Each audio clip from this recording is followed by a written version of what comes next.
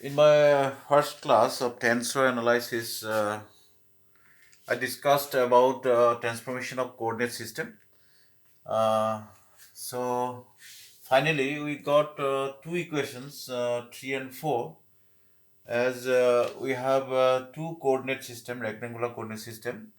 Their origin is same O, and the full line gives one coordinate system. The dotted line gives another coordinate system. As we got to it one tabular form and two sets of equations, how to transform one coordinate system to another coordinate system, and where L11, L21, L31, etc., etc. This gives the direction cosines with respect to one another. There are two axes of two coordinate axes. Starting from this table, we can have two sets of equations, or alternately from these two sets of equations we can have this table. Okay, so now let us check the equation set of equation number one, where we have seen that there is some systematic order. As we see the order, then we can easily form a single equation out of this set of equations. So equation 3 gives the singular form of this equation. How? You see, this when we write x bar for a second coordinate system, the dotted line x bar, then we see 1 2 3. This 1 2 3 is recognized by z. Okay, z. And L11, it is recognized L11, L21, L31, and all these are these direction cosines are recognized by Lij. And finally, xi, this is x1, x2, x3, gives xi.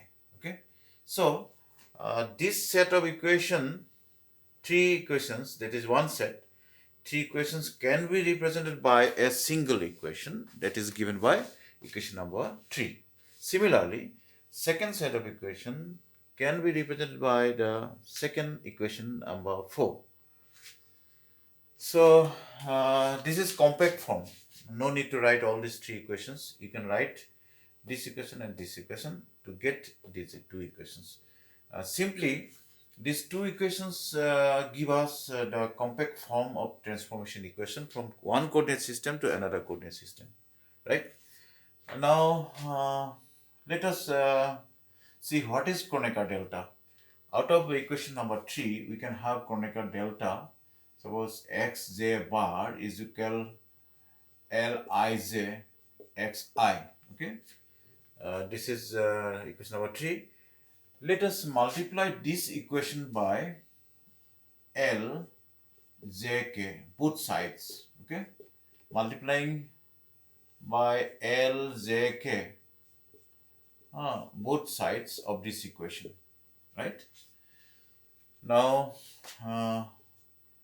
L j k x bar j is equal Kronecker delta I k x I. This uh, this term is replaced by delta ik, where delta ik is equal L jk. This is L jk L ij is called Kronecker delta.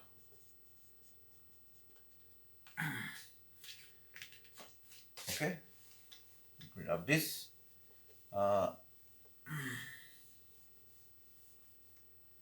As per rule, here delta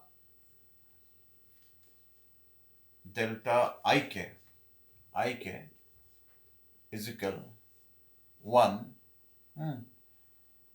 if I is equal k. This is important. When I is equal k, the Kronecker delta value is equal to 1. And it becomes 0 when if I not equal k. Okay, this is important point. The Kronecker delta has some value. It becomes 1 when I is equal to k, and it becomes 0 when I is not equal to k. So this is the property of Kronecker delta. Okay. Let me give you one simple example of applying Kronecker delta in some problems.